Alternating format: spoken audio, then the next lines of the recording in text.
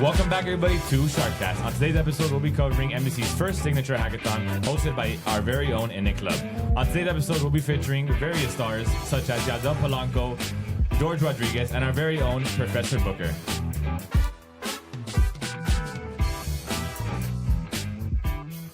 Hi. Hi. Hello. Hello. So, how are my guests today? Good. Doing amazing. Good, amazing. Happy to be on the show. I'm glad. So, would you be kind enough to introduce yourselves, guys? All right, so I'll start. My name is Yandel Polanco. I'm a computer science major here at MDC North, and I'm also the president of the INIT chapter over here. I guess I'll go next. My name is Jorge Rodriguez, and I'm currently the vice president of the INIT Club, also co-director of Sharkbyte. I'm a student here at MDC North Campus, part of the Honors College, and I'm just glad to be here with you guys. And I'm Professor Carmen Bucher from the English department, but I also teach in the Honors College, and I am the Sharkbyte co-advisor, INIT co-advisor as well, too. Well, guys, as we all know, we're all here today because of Sharkbyte, a very memorable event that we had on campus last year, November 7th to the 9th. I know you all remember those days very well. And my first question, especially for you, George and Yandel, how did you guys get this started? Like, where did the spark come from? When did the idea, just emerge in your mind? I mean, I'll just start the story off. I'll let George add anything if he wants. Basically, what happened with us is we're in this program. It's called the Honors College here at the North Campus, if the viewer isn't aware. They require us to have this thing called the Honors Project, which is an impact project, which is just a project that makes an impact in your community. We both had one, but we wanted to do something more with our time here because, it's very limited. We only have 2 years. We're doing associate's degrees. And so we decided to do Sharkbyte. Basically, got sparked off in a thought one time. I was just sitting. I was like, why doesn't MDC have a hackathon, MDC North? And they do have hackathons, but, more small ones. So I presented the idea to George and my mentor, Raul, who was also in the Honors College.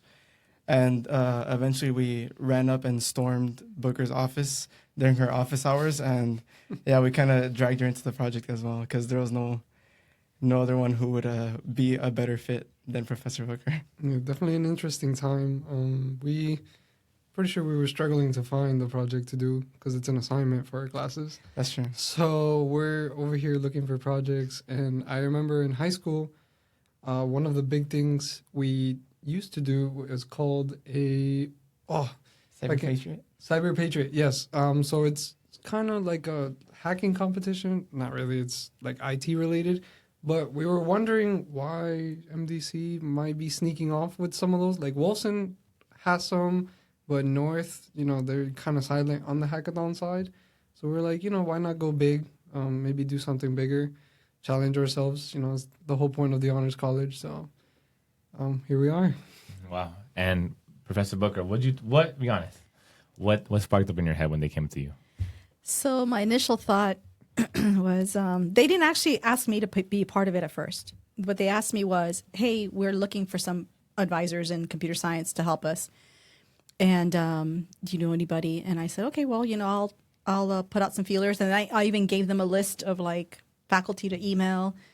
And they said, okay, they're going to go email these faculty. And they did. And they came back a week later, we still haven't found anybody. We don't know what to do. We really want to get started. And I said, okay, well, I'll help you get started a little bit. And, at least get the ball rolling for them. But I'm not going to be a part of this. I was like, no, I'm just going to get the ball rolling for you. And you're off on your own. You got to figure this out. And, that didn't happen. Look where you are now. Yeah. Yeah, I was definitely not prepared for what I got myself into. But I really learned a lot. And it was a great experience. So I joined the team. I went to a meeting, and that's where we actually came up with the name Sharkbyte at a meeting, Very the first meeting. And the logo. And the logo, within that hour and a half, 2 hours that we were Very there. productive hour and a half. Yeah, we we were had all sitting at a table. 12 people in a room in the Ola lab. Everyone on the team was there. And I even invited Juliana, who had never heard of Sharkbyte either. Yeah. She didn't. Well, we didn't even call it Sharkbyte. We were like, oh, you know what? They need to brand this. So she's a mass comm major. We invited her. We invited the people from other majors, and next thing we know, we had a team. Yeah, very productive first meeting. Honestly, that was the probably the biggest spark we had the entire time, because it was looking a little down. You know, not a lot of professors were interested. So, And how was that whole journey? Like trying to like, I know you guys probably heard a lot of no's, right? Yeah, of course. How was that journey with the professors, and how'd you guys get through that? Well, it's more of a matter of like receiving the feedback you get, because usually they don't just say no; they say no for reasons, and doing what you can with that feedback, and also moving forward after you hear a no. So just because you got a no from someone doesn't mean you can't find a Professor Booker, you know, who will take you under her wing. Yeah, and then eventually Dr. George Gab came on board. He at the beginning when I talked to him and asked him about it, I didn't ask him for his help to join Sharkbyte. I just wanted him just to give me some advice about how to connect with other faculty and things like that. And then he turned around like a couple months later and was like, hey, I need to circle back because you said some things that I'm thinking about. And then he's like, I want to join the team.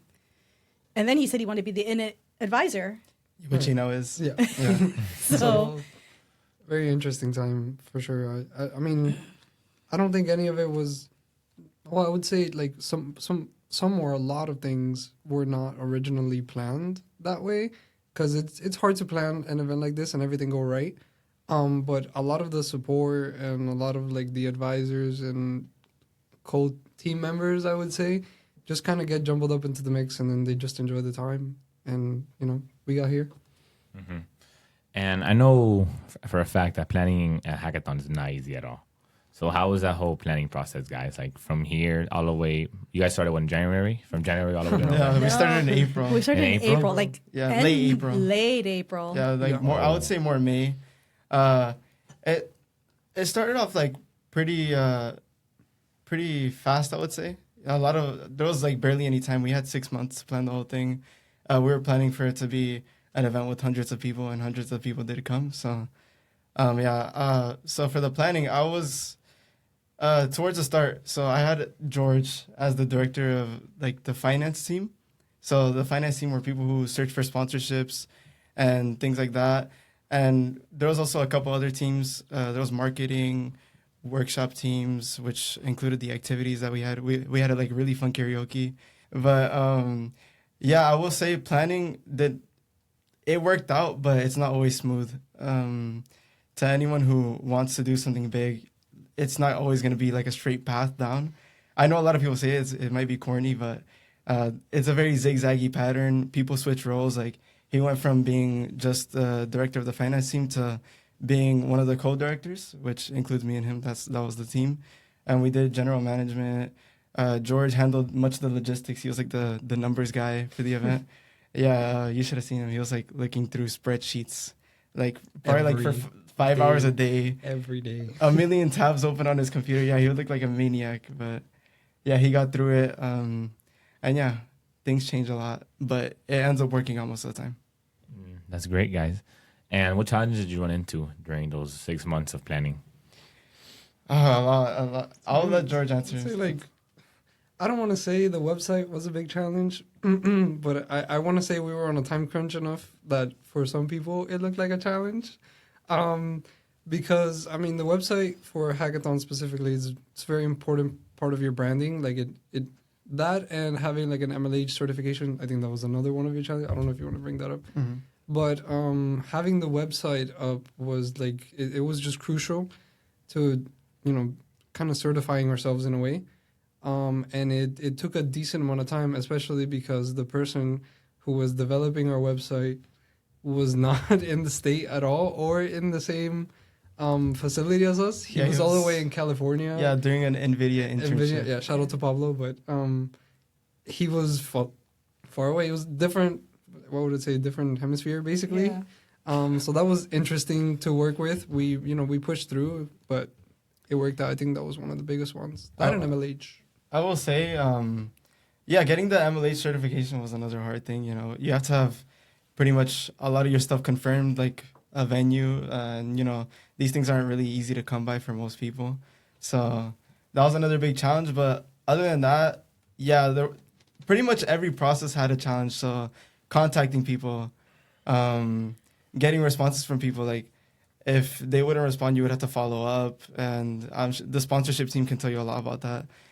Logistics were also hard. Coordinating, contacting sponsors was a big thing. I would say that was probably the biggest challenge, especially since we started planning so late into the year.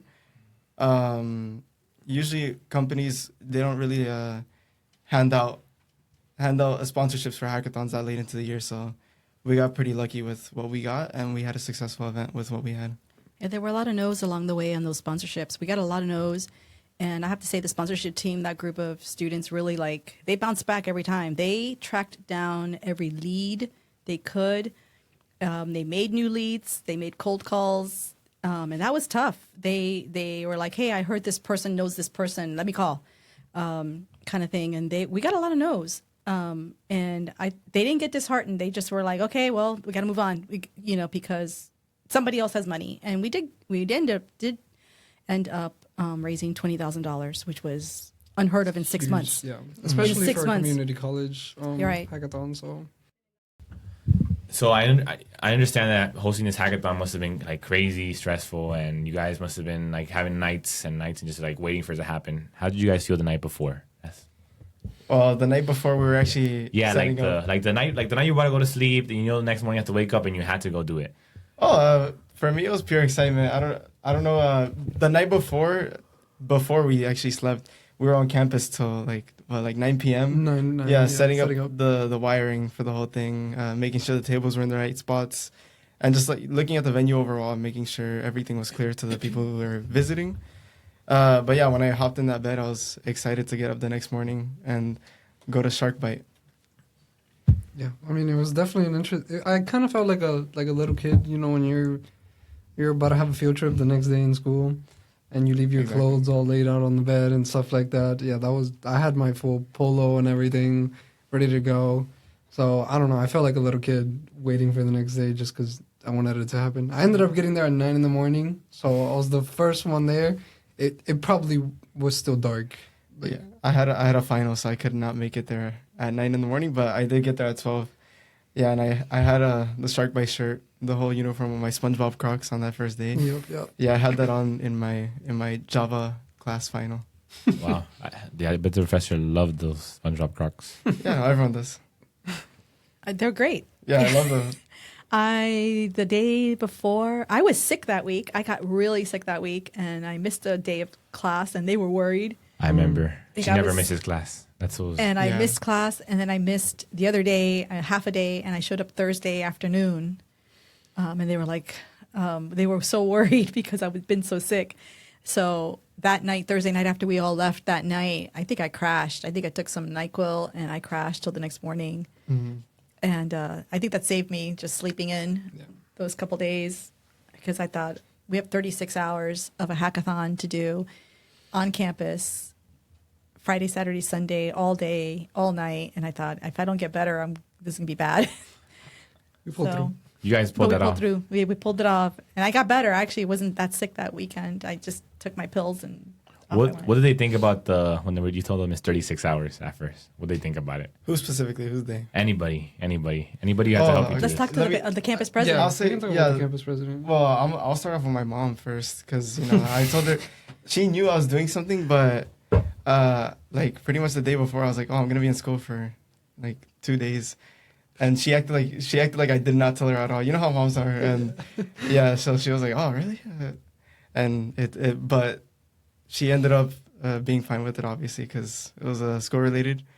But specifically with the campus president, it wasn't really something that they were used to. The administration, they were thinking it was going to be 24 hours or something like that. Even that was pretty, like a day 12 long. 12 hours. Yeah, 12 hours. Even 24 would be like outlandish for a community college.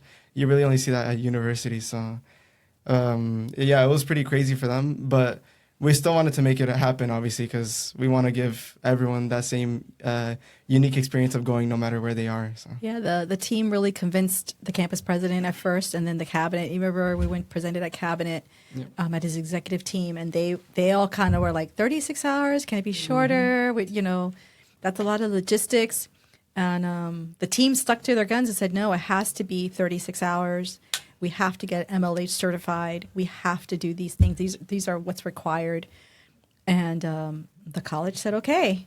Yeah. So Those are- even when they told me it was 36 hours, I was like, no, can we shorten this? And they were like, no. And I was like, okay. That's good that you guys upheld that standard for every hackathon. Because Yeah. now when people look at MDC, they're gonna be like, wow, this is actually a standard, something that's valuable, you know? Yeah, it's I mean, it's one of the things I think I can kind of take away from it. Like, there's times to like back down and, you know, just go with the flow. And then there's things that make you stand out that, you know, you kind of hold your foot on. That I would say the 36 hours and the event being free. Originally, it was brought up that, hey, you know, this could be like a very costly event, especially for 36 hours compared to only like a day. Would it be okay to charge? And like I just remember that room filling up with no's, like from the entire team. Like it was no, this is a free event. We want people to come.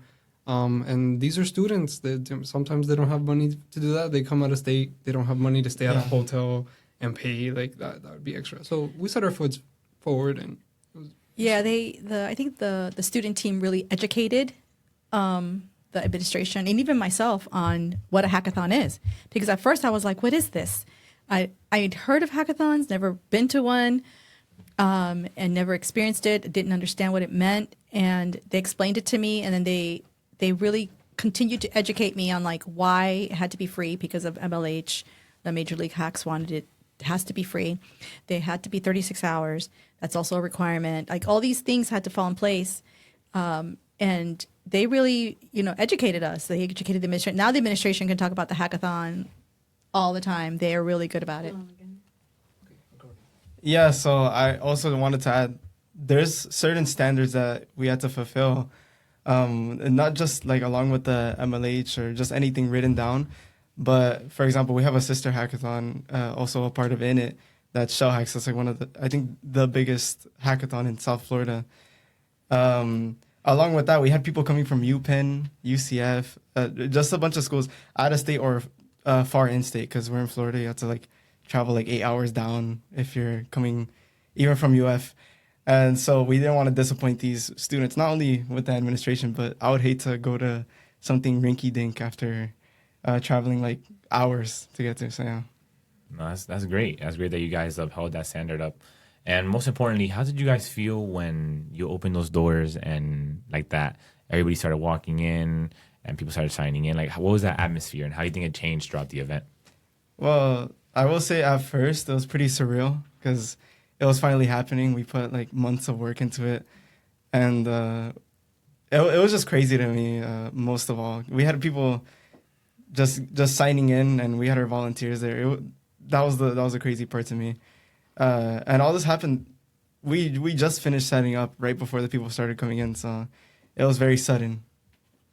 Yeah, I think I don't know. For me, that's a little foggy, mostly because of like we had the sponsor dinner, and most of the work was like we just handed it off to the first years. Who just, you know, they put their back out. We like they hadn't even been in college for like 3 months. Yeah, 3 months. And they're like staying at completely pledging to do all this work, you know. So well, I mean, at least for me, like I just had. Like, How'd you get them to do that? I mean, I don't know. I don't know. We kind of just gave them jobs. They were like, hey, you know, I'm on board to do this, and I don't know. They took initiative. Probably a lot of strong first-year students that came out and helped us out. We definitely wouldn't have made it through that first day. Like, that first day of a hackathon is very hectic. And a lot of the management, I would say, or like upper kind of, you know, second years who were working on it aren't necessarily there because we're in a different building gathering all the sponsors and, you know, introducing them to the campus and stuff like that. So a lot of the faith was on the first years. And they definitely pulled through because we came back and it was like normal. It was peaceful. Yeah. So, yeah, I mean, everyone on the team was vital, like every single student. So as you guys were going through this 36-hour hackathon, and especially I know like the first day or like the first 24 hours are probably the hardest. What do you think was the most surprising thing you saw during those first couple hours, days? Well, personally, I think it's like the energy that came into the room. People immediately started getting to work as soon as they got there. As soon as the the time started for the hackathon to start, and they got to start building their projects, they immediately got to it. You'd walk around the room and you'd see just the projects evolving. You know, that was super cool to see, and super surprising because I've never seen hackathons from the eyes of an organizer. I would always see them from the eyes of a participator. So that was very cool. Mm-hmm. I mean, I'm kind of rewinding, but it felt a little surreal, like to know that you put, you know, something to work, and then like all these people showed up. Like I remember Yandel and I walking through the back doors into the main event room, and like we were disconnected from the main event at this point because we were all the way in a different building, and we came back and it was just like boom, and then there's a bunch of people in this room. Like, you know, you kind of build up this expectation, and then like, you know, you have a little bit of like, oh, maybe not a lot of people are gonna show up, but like seeing that many people come in, it was kind of like a surprise party in a way. Like we just walked through the doors and we didn't know what was gonna happen, how many people were gonna be there. So seeing the tables filled out, and a bunch of people, they just looked like they were enjoying themselves. So I think that was probably the best for me. And Professor Booker, how did you feel seeing all your students like unfold, and, you know, because they grew through this journey, of course. How do you think seeing it in that moment, seeing George and Yandel, how did that feel for you? Well, I have to say, you know, this ride with Yandel and George has really been educational for me, transformative. I've grown as a person because of it. I know it's kind of weird. I mean, I'm like this older person, but I'm like learned so much. But seeing them take charge of everything and me just kind of stepping back and just, because I never took over their project. I just came alongside and just helped them with whatever they needed. So if they needed logistical support from the college, I was the liaison to the administration. I was the liaison for all the things that they needed on the college side. And I never tried taking any of their leadership. I only once in a while would be like, you gotta like manage these people a little better here or there. But really, they had it. They had it from the beginning. I think part of it is because Yandel and George have a good relationship, and they have a good energy. And then everybody who came on the team just kind of saw that and were like, these guys are cool. Like, we're good. You know, they're like nice people. They really are. They're like nice people. A lot of maybe you don't know, but like a lot of people would say to me like, oh, I'm going to do this because it's Yandel and George and they're like really cool and they're like really nice and they ask nicely and their energy is just very calm sometimes. And, you know, they know how to communicate. And I think that really their leadership was key for this. Mm-hmm. I don't think they realized that they had all that inside composure. Of them. They had a lot of composure. Yeah, they have composure. Patience. And they delegated. I think I had a conversation with George once, like, you can't do it all. Yeah. You got to have to delegate it. And he's like, and I'm like, you have to delegate it and you have to trust. What you do is you trust and verify. Like, you have to like trust that person. And if they don't, then you don't trust them again. Right. And that's a hard lesson. I learned that as a leader as I was coming up as a young person. And then I had somebody tell me that, like, you can't do it all. And I'm like, but I can. And George was like, but I can. Yeah, and I remember thinking, wow, I've had this conversation. Somebody had to with myself, somebody. Yeah. And so I think seeing them in the room, leading, guiding, just checking in on people, and then trusting. I think, George, you mentioned the first years. We recruited a lot of freshman students who'd only been in campus 3 months. And we're like, we're going to have you handle the volunteers. We're going to have you handle this. And we told them what we expected, and they just did it. And we were surprised. Yeah, it was actually movie magic, like almost. So and it's because Yandel and George, you know, continued to talk to them and communicate what they expected. So I think that was key, and I think seeing them on the stage at the beginning, introducing themselves as the organizers of the hackathon was like really like that's when I was like, wow, we're here. And I was watching them going, I'm like, this is it. They've made it. Like, they're going to be fine. That's when you, like, laid back a little less. Well, yeah. Nah. I did, you know, and I only intervened, I think, when I had questions or when I was confused. There were things I was confused about because I didn't know how MLH was going to work. This is my first time organizing a hackathon. I don't know anything about it. So sometimes I'd be like, what's happening? I don't understand. And they'd have to explain to me. And I know it was like, and I would be like, just explain to me like a 5-year-old. Like, just tell the 5-year-old what she needs to know. And it helped, like if they explained it to me, I'll be like, okay, I got it. I'm cool. I mean, just for the record, this was also our first time organizing a hackathon. So, but you'd been to a hackathon and you participated, right. so at least you had a feel for it. Like you guys invited me to go to Shell Hacks at FIU, and that was huge for me. Mm-hmm. Then I was like, oh, this is crazy. Then I was like, I can't believe I'm doing this in a few months. You were still on board after you saw that? Yeah, Shell Hacks was really, because Shell Hacks gets 1,400 people. We were just hoping for 300, 400. We were like, our goal was like 300, right? So when I saw the mass of people, but it made me understand, like seeing Shell Hacks, I understood what we had to do better logistically. I'd say on the contrary, it didn't push her away from it. I think it got her more into it. Yeah. I was in.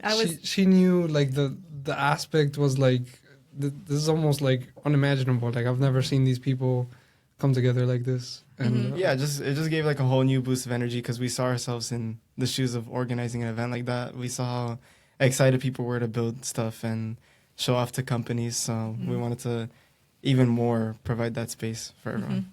No, of course. And we all know 36 hours is a very long time. If you think just 3 days. So how do you guys feel like during that? I know that probably the hardest part was the second night, right? Like the middle of it, like the that was kind of like the midpoint. How did that feel, guys? How did that feel? What challenges did you face during? Because I know things happen during the event too that make you like that as a challenge, or things don't go exactly the way they have to go. So how did you guys deal with all that? I mean, the biggest challenges were really they were more towards getting people to do certain things at certain times, honestly. But all people really need is a reminder.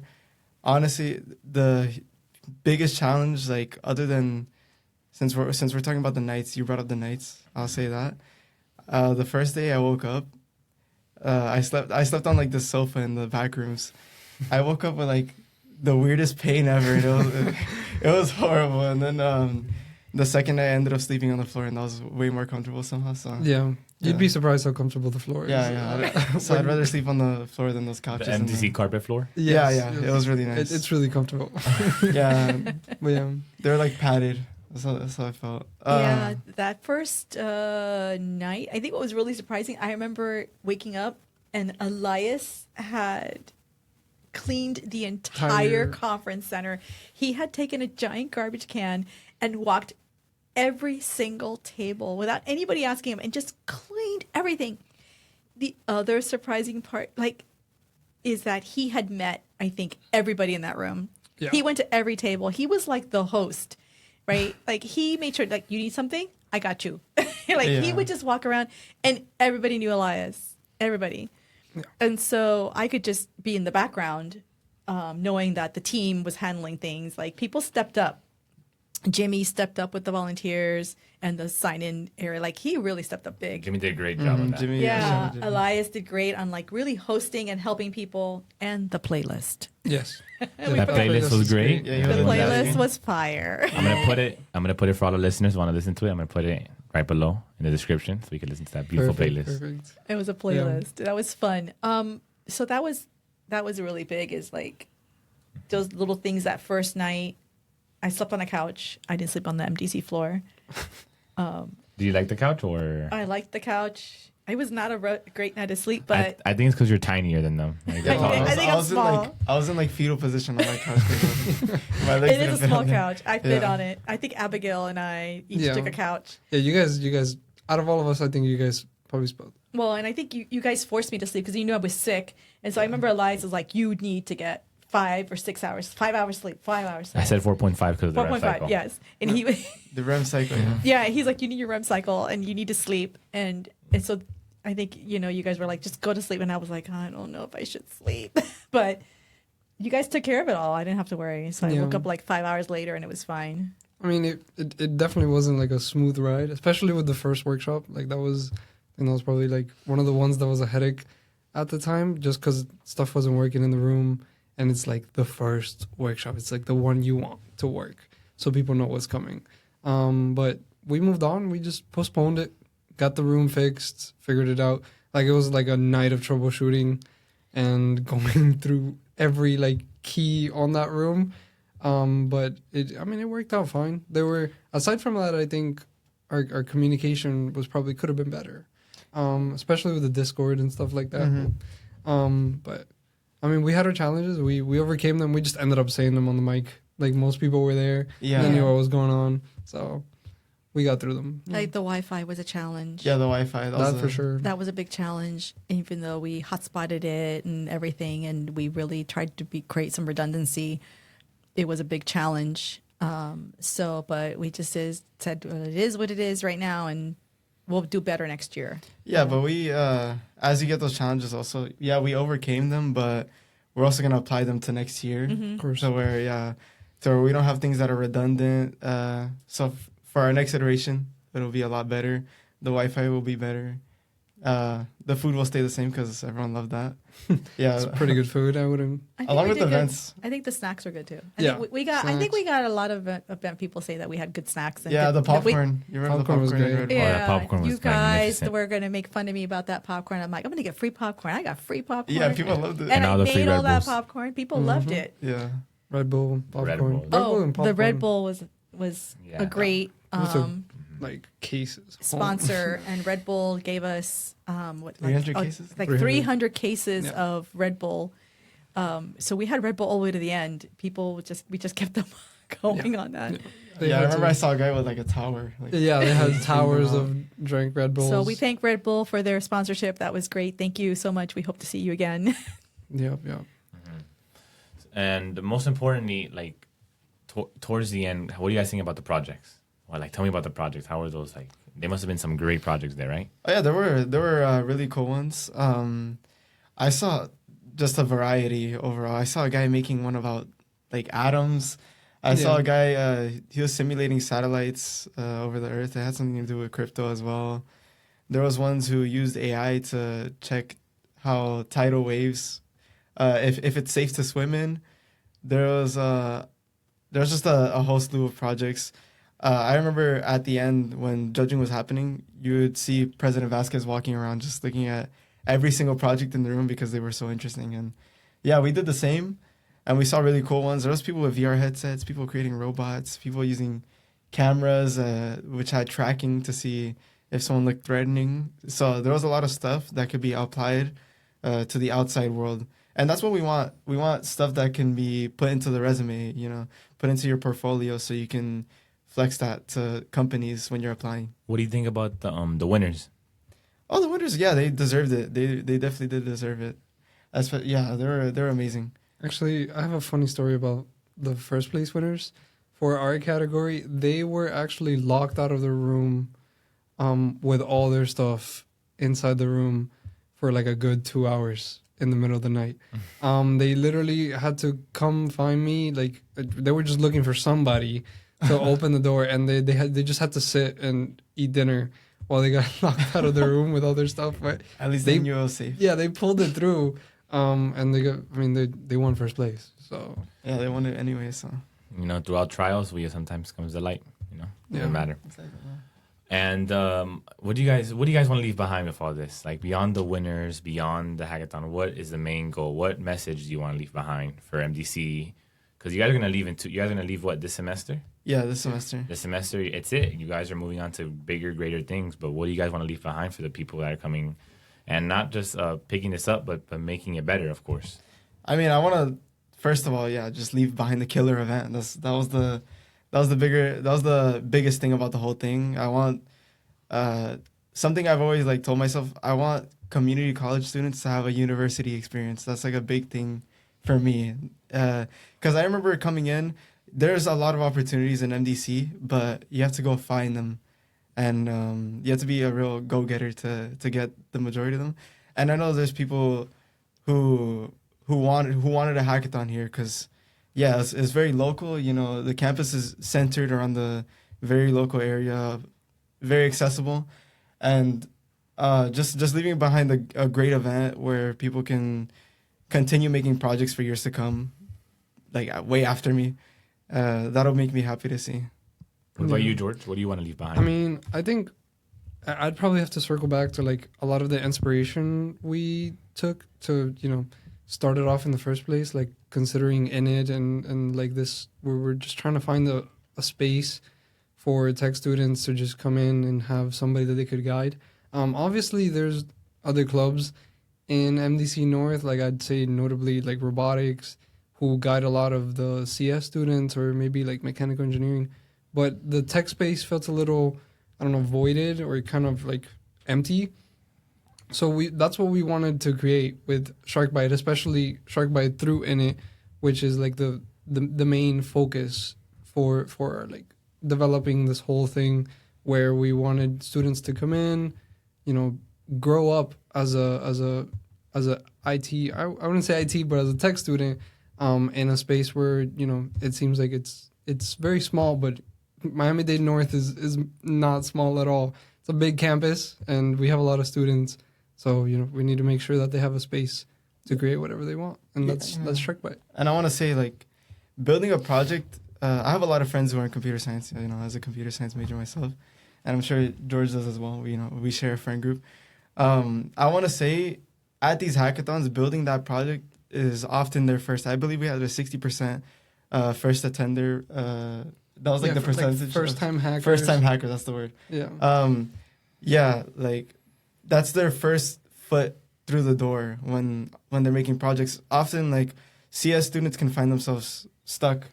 It's hard to make that first project. And that's why we wanted to give a platform to the students, because not only can you meet people who are in companies who can give you inspiration or mentors, you can also meet peers who are equally as excited as you, but they don't know how to get there. And, you guys can put the pieces together, build something great. Yeah, I mean, that's the beauty of hackathons, you have this wonderful time in a space where everybody like you is alike, and you guys all have like a goal of trying to make it through this one, I would say, like, technology field, and it's good having those mentors, those people that are like you, so you're not alone, and you also have that first step, like Yandel said, where it might seem a little blurry. I think Yandel and I definitely went through that a little bit in high school, where we're like, well, what do we do next, So as a college student, it's definitely like a good idea. Like I wrote in my essay, I know Professor Bucher saw, but I'm a car guy, so like, it's like turning on the fog lights for the people behind you. And I think that was a great analogy. So it definitely represents what we're trying to build here. No, of course. And Professor Bucher, I know you're not leaving anytime soon. So you'll probably still be working on this project for hopefully many years to come. How do you think your role is going to evolve as time goes on? Well, at least in the next iteration, I'll know more. I know now what a hackathon is. So that's going to make it easier now that I know what it takes to put one together. And I know that Yandel and George are already mentoring a lot of new freshmen and first-year students who are getting mentored and getting into INIT. And that's a big thing. INIT is about connecting people to tech and getting them to see that there's a future in tech, and giving them the space for tech, like George said. So for me, for the future, well, now that I have Dr. George Gabb on board, he and I are, I think there's an umbilical cord there now. We're tied at the hip.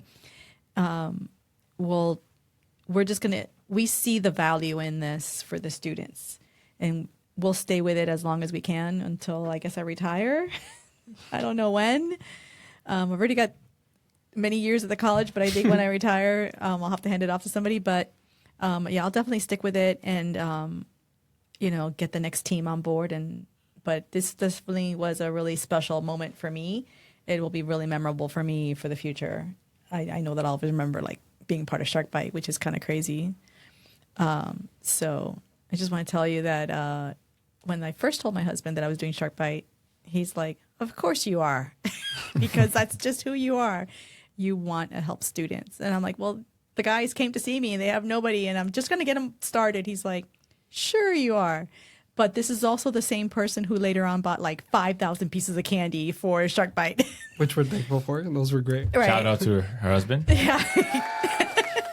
So I'm going to stick with it and continue to help students in the tech space. That's my goal, just getting them, to do that. So I'm really excited for the future. She's an English teacher, by the way.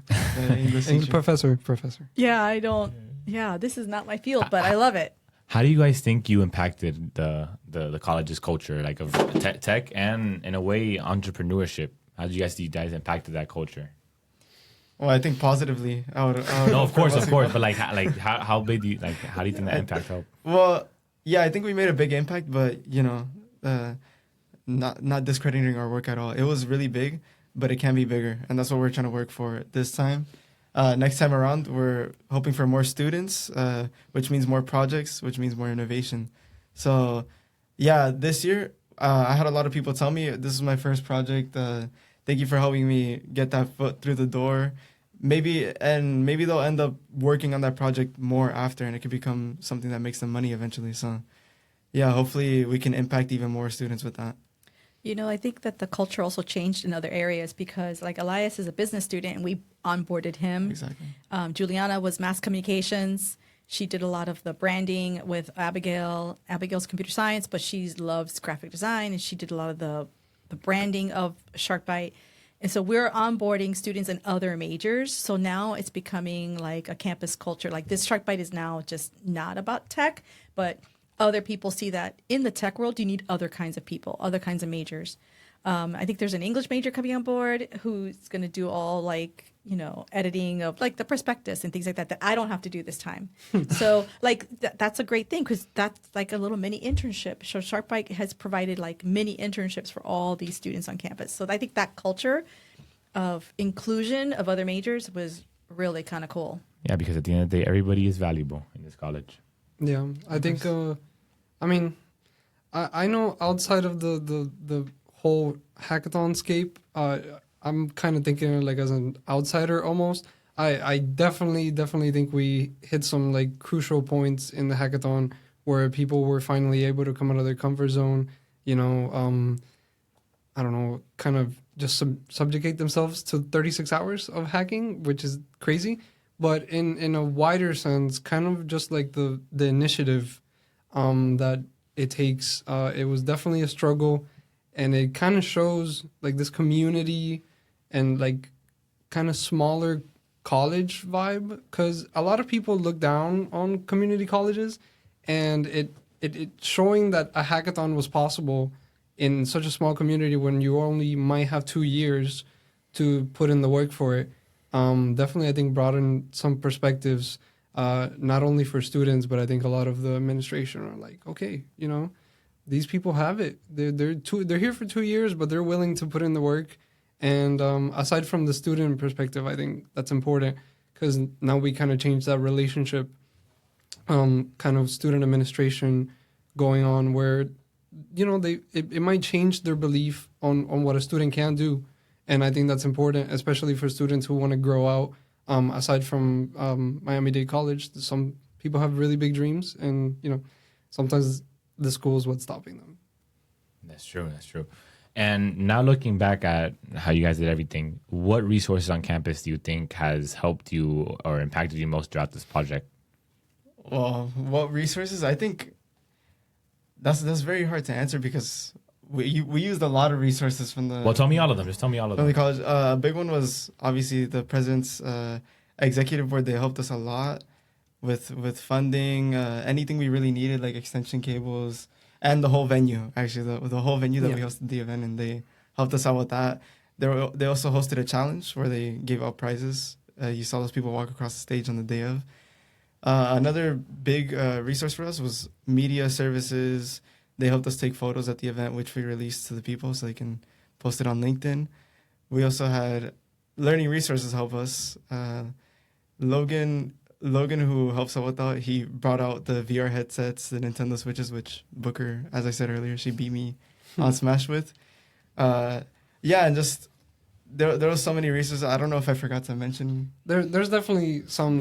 There is a lot learning resources. I mean, I think the entire hackathon without the North Campus wouldn't have happened. Yeah, just as a whole. Like we even had SGA help us with the popcorn machine. Yeah, and it goes to show how I said with the change making hub for service learning hours. Yes. Like almost every department got touched, and a lot of those administrators came and volunteered the first night. Yeah. They came and like served food. They didn't care. Like we had deans serving food that first From night. Ed Tech, yeah. After they worked a full day, they came to the hackathon and helped out.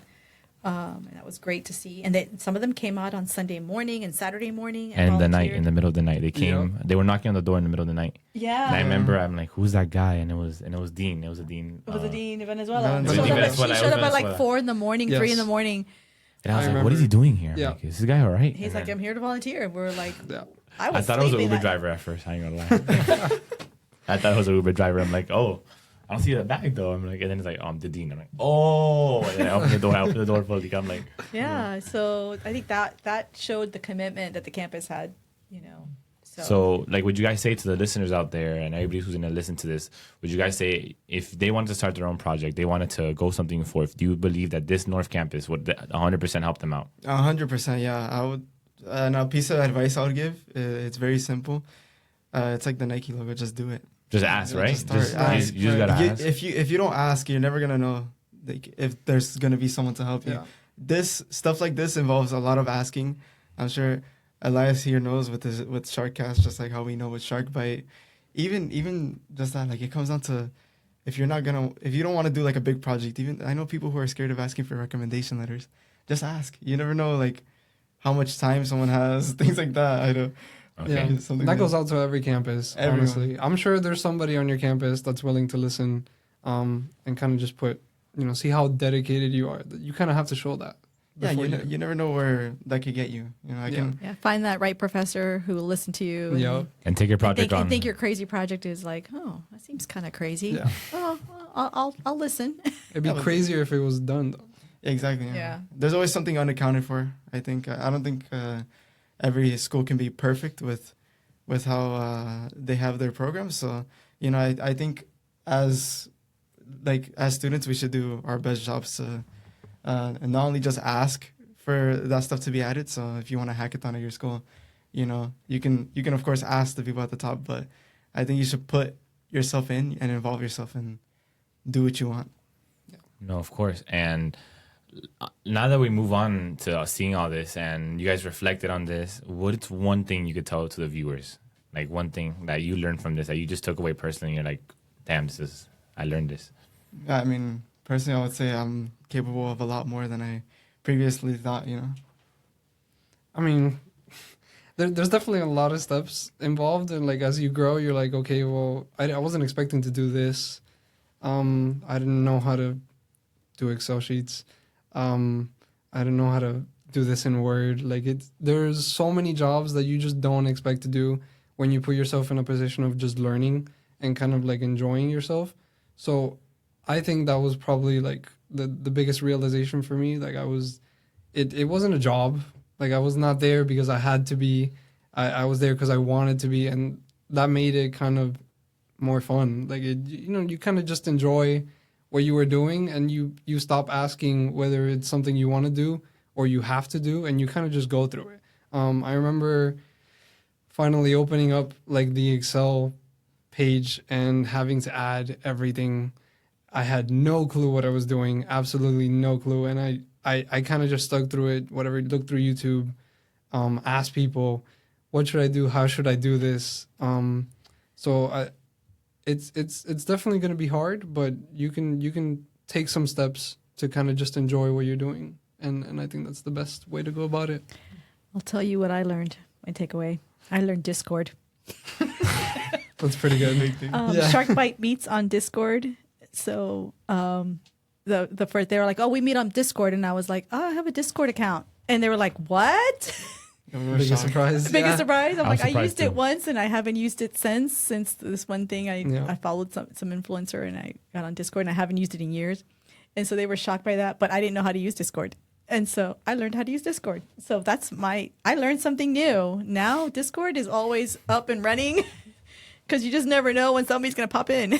Mm-hmm. Yeah, I remember the first couple of times, we would need her to screen share. She was like, "What screen share? Where is it?" Where is this thing? Or, it's not. I know Zoom. I know Teams. I know other things. I'm not averse to tech. I love tech. So, I worked in AI as well too. So I was like, okay, I just got to learn it. Once I learned the platform, then I was good. So, but the guys were patient. I have to tell you, the guys were really patient with me, and they just kept teaching me, like, click here, click there, or do this, do that. And I'm like, okay, I'll get this. We got you to admit that Discord was better than Zoom, I think. 100%. I want to say yes. I like it. There you go. I like Discord better than Zoom. You gotta start using Discord for classes. I think I should. You know what? That'd be cool. You know what? That would be cool. I'm going to do that. And I hope you know Discord's lighter on your internet. Like, it's not I like have no idea. like it takes up less bandwidth because Than it's Zoom. way easier. So- It's easier to run. It runs It's better, more optimized, yeah. much optimized. Wow. I will. Looks like I may be having a class on Discord. I'll be there. Yeah, I would just join for fun. Yeah. So how do you guys feel after all this? Relieved. Yeah, we were really relieved after. We also all had to catch up on work, schoolwork. But now we're getting ready for the next season of Sharkbyte. So if anybody's interested who's listening out there, INIT's meeting soon, right, Yandel? Yes, we are. And Sharkbyte's going to start meeting on Discord again on Mondays. Yes. Of course, And- if you're interested, you can. Where can they find you if they're interested, Yandel? Oh well, I'm always around. But since you guys are watching through wherever channels SharkCast is uploaded through, you can Everywhere. always contact. Yeah, you can always Everywhere. contact Elias everywhere, and then he can get you to me, or Professor Booker. I would say go to the on Instagram at North Init. Oh yeah, that's true. That's a big place to tag you follow guys, us. don't worry. Yeah. If we're gonna have a meeting, we're definitely posting it there. Yeah. I'm pretty sure we have the date for next Sharkbyte. Yes, We're not it's sure. the first week of November again. The first weekend, Friday, Saturday, Sunday, November 6th, 7th, and 8th, I believe. November 6th, 7th. And 8th, yeah. it's verified, and the venue is already scheduled. So You guys ought to be proud of yourselves what you guys did here. And as we wrap this up, guys, let's give a shout out to all our guests here that were here today, our stars. Thank you, Yandel, George, and Professor Booker for being able to attend this. And before we go, anyone else you guys want to shout out that helped you out? Any shout outs? I mean, I would say everybody on the Sharkbyte page, like MDC North, the President Vasquez. I mean, Red Bull came in through all our sponsors. Rue Miami Capital, so many Everybody. sponsors that we had. Yeah. Shout out to all of our sponsors. And we already have our first sponsor for next year, which is Blackstone. Yay for Blackstone. Indeed. They've already come up and said that they've given us some money for next year. So we're really excited. And now we're going to get started on our new sponsorship team, right, Elias? Of course. I think the biggest shout out though goes to the team, because without them it wouldn't have happened. Yep. And another second biggest shout out goes to the people who actually came, because it wouldn't be very, very cool if no one was there. So. Yeah. I would say a third shout out would be to Init. Yeah. International definitely course. helped a lot, and they're kind of our guidance the through team. it. Yeah. Yeah, we learned a lot from them, and they really helped us out a lot. We're really grateful to the They're other the team. Make sure They're you part of the join team. wherever you are. Make sure you join the INIT chapter over there. And if you don't have an INIT chapter wherever you are, Make one. make one. Exactly, make one. There you go. Like they said, just do it. Go to weareinit.org. And as we wrap up, everybody, our first ever episode of SharkCast. Thank you for joining, and see you